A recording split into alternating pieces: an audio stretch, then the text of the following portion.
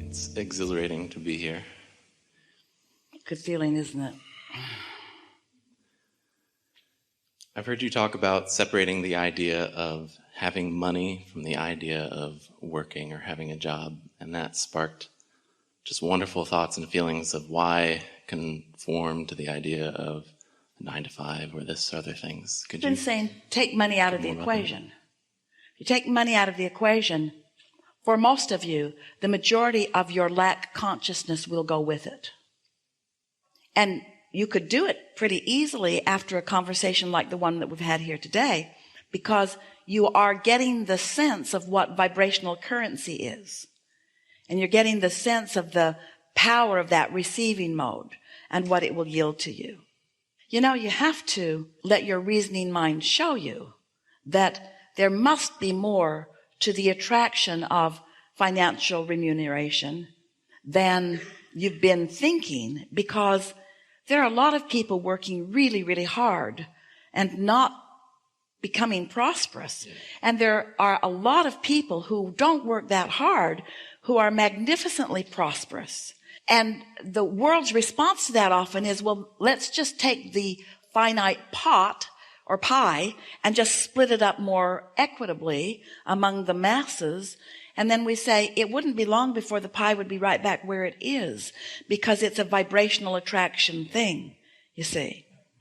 So our best way of stepping into this conversation is to use the reasoning analogy that you say you would like maybe an extra $500,000 right away, because there are some things that you would apply it to.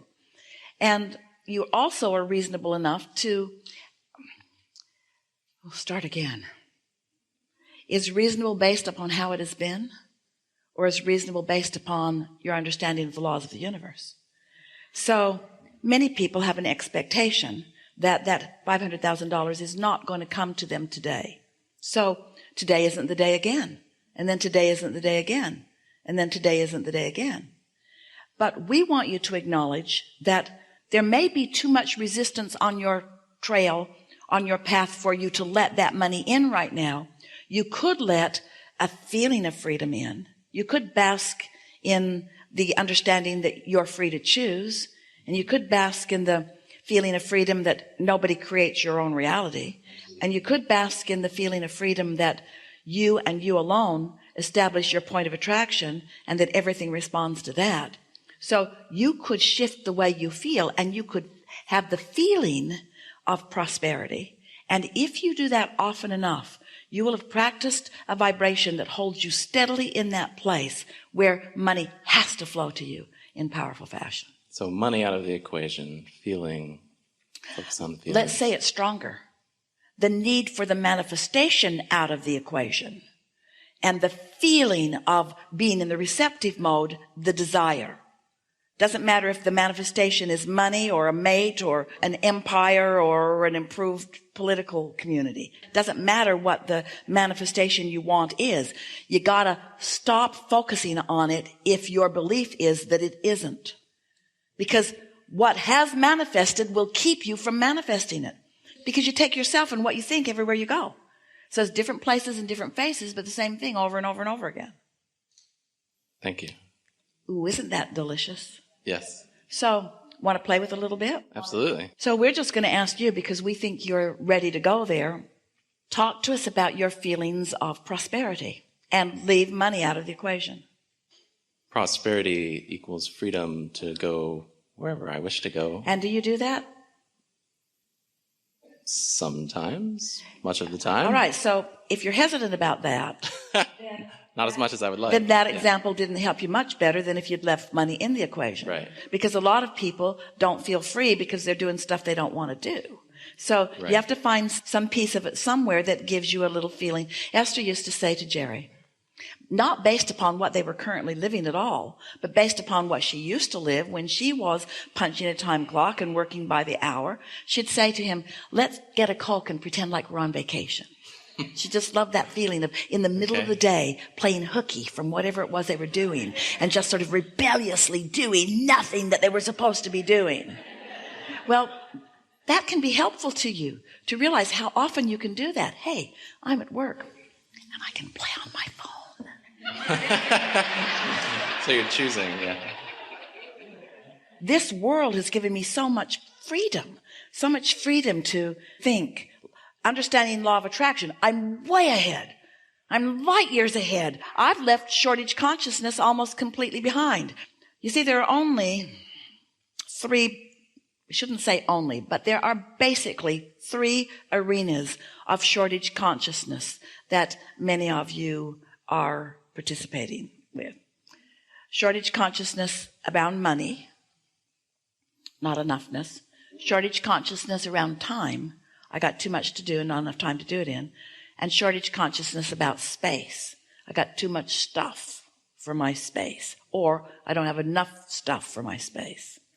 And so when you focus on any of those things that cause you to feel lackful, you impede, you put a filter on, you block the flow of the abundance that's in the vortex that you're calling to you. Your inner being is just flowing. Here's how it works, because there's no assertion. Oh, you're going to like this so much. We've not had this conversation before. So, you were source energy before you came into this physical body and still are. A part of you became this physical personality, but the larger part of you is still this source energy. So there is a circle that is you that includes the non-physical and the physical. So you are one, the non-physical and the physical. So the physical you decides that you would like some things and you throw it into your vortex, and the non-physical you finds a vibrational alignment with it and becomes it immediately. So when your inner being is attracting the things that you desire, it feels like your inner being is giving them to you, but what your inner being is really doing is attracting them to the bigger part of you through you. Did you get that? Your inner being is not asserting the well-being that you're asking to you. Your inner being is drawing what you're asking for to the larger part of you, which is your inner being. And so what you want is being drawn to you by your inner being, who's drawing it through you.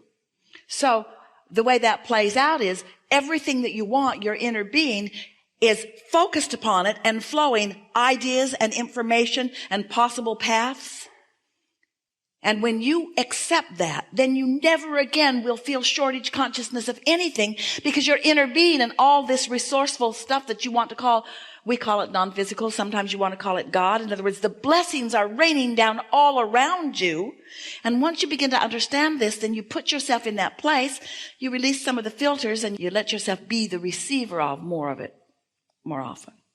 And then you just feel freer and freer and more empowered and more blessed and more worthy and more happy and more sure-footed and more eager, and nothing gets you down because you know it always is working out for you. And now you're just enjoying the journey the way you intended to, and now you're the deliberate creator that you wanted to be, and you're enjoying the contrast because it helps you clarify, and you love the feeling of molding yourself into vibrational alignment with it, and new ideas keep hatching, and you just keep feeling better and better. And the older you get, the younger you are, the better you feel, the more vital and vitality that you have. And you just defy all the odds of the way most people who have lived this long are living, because you're just high on life and eager about more.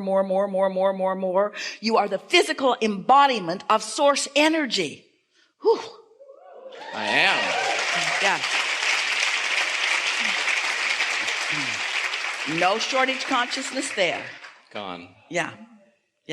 Really good. Something more? No, thank you. Yeah. Really good. Yeah.